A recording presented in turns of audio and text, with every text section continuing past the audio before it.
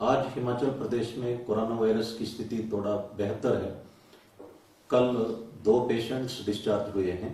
इस वक्त अस्पताल में कुल मिला के 15 पेशेंट्स उपचाराधीन हैं और अब तक 20 पेशेंट्स डिस्चार्ज हो चुके हैं और 4 पेशेंट्स बाहर चले गए हैं मेदांता हॉस्पिटल। सिर्फ एक का डेथ हुआ है।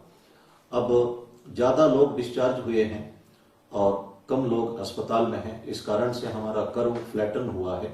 ये एक संतोषजनक स्थिति है।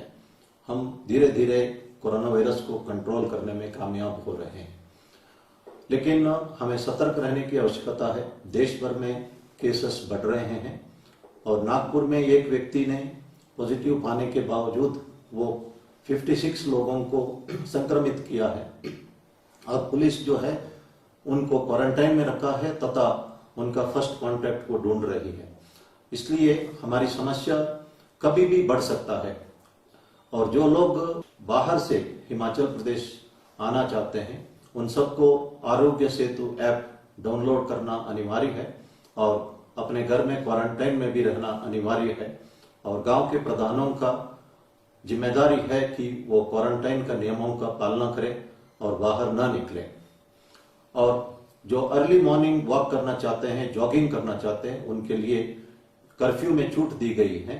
वे सवेरे 5:30 बजे से लेके 7 बजे तक जॉगिंग कर सकते हैं और मॉर्निंग वॉक के लिए निकल सकते हैं। इसी तरह जो दुकानें ज्यादा खुलने के लक्ष्य में सरकार ने कर्फ्यू रिलैक्सेशन पीरियड को भी 3 घंटे से बढ़ाकर 4 घंटा किया हुआ है। इसका भी फायदा हम उठा सकते हैं। लेकिन दुकानदारों का फर्ज है कि वे सुनिश्चित करें कि लोग मास्क पहने और साथ में सोशल डिस्टेंसिंग मेंटेन करें। वो इस तरह का बोर्ड लगा सकते हैं, नो मास्क नो रेशन, या बैंक्स वगैरह में नो मास्क नो सर्विस। और दुकानदार का जिम्मेदारी है ये सुनिश्चित करने का, क्योंकि अगर कोई एक दुकानदार संक्रमित हो जाता है तो वो कम से कम 1 महीने के लिए उसे दुकान बंद करना पड़ेगा। और ये कोरोना वायरस भी एक सीरियस बीमारी है। टेलीमेडिसिन का फायदा आप उठा सकते हैं।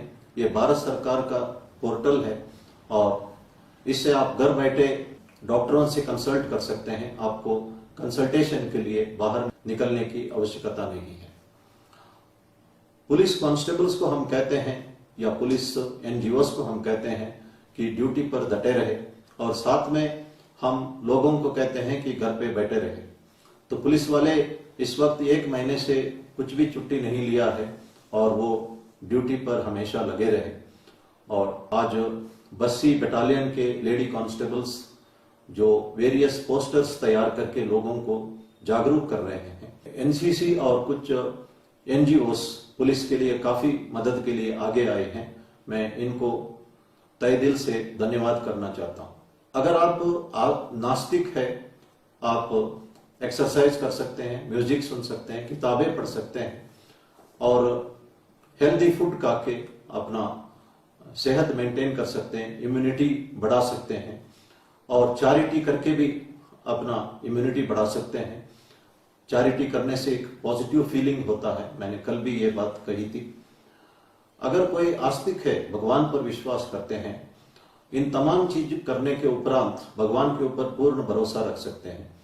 भगवान का भरोसा जो है ये एक पेन किलर का काम हमें कर सकता है। मैंने कल कहा था, pain is inevitable, suffering is optional. जो कष्ट सबको आते रहता है, लेकिन कष्ट झेलना जो है वो हमारा मर्जी से होता है। इसके लिए सबसे आसान तरीका भगवान के ऊपर विश्वास रखना। हम एक प्रार्थना करते हैं, त्वमेव माता च पिता त्वमेव, त्वमेव बंधु सखा त्वमेव, त्वमेव विद्या द्रविणम त्वमेव, त्वमेव सर्वम मम देव देव।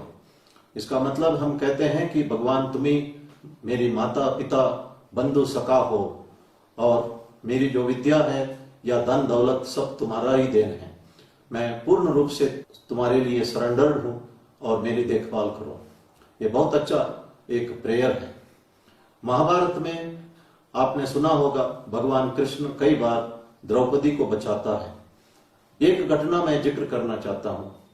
जब भीष्म ने एक प्रतिज्ञा ली थी कि कल सूर्यास्त के पहले मैं अर्जुन का वध करूंगा।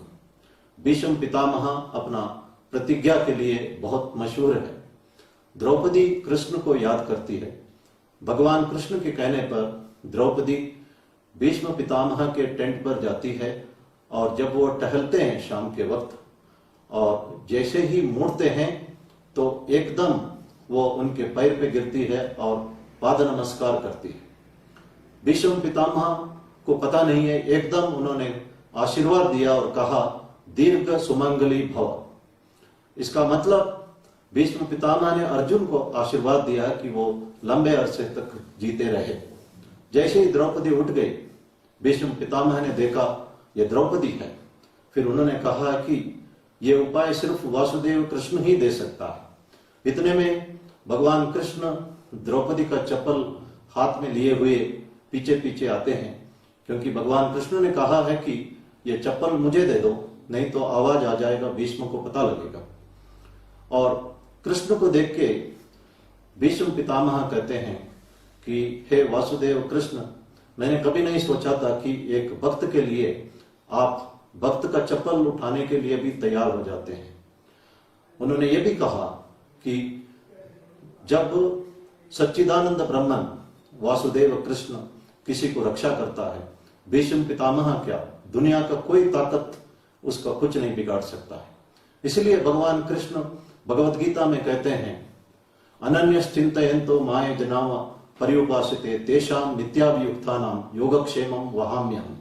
आप सारी चिंता मेरे ऊपर छोड़ दो, मैं सब कुछ जानता हूं और मैं आपको पूर्ण रूप से रक्षा करूंगा और आपका देखभाल करूंगा। ये भगवान ने स्वयं ये बातें कही है। इसलिए हम पूर्ण रूप से भगवान पर भरोसा करें। हमारे से जो कुछ हो सकता है नियमों का पालन करना, वो हम करें। और ये कष्ट झेलने का एक आसान तरीका है। कष्ट आएगा, लेकिन कष्ट झेलना इस धरती के तमाम लोग जानते हैं और सदियों से भगवान पर विश्वास करके कष्ट झेलते आए हैं। इसलिए मैं पुनः कहता हूं कि pain is inevitable, suffering is optional. धन्यवाद। जय हिंद।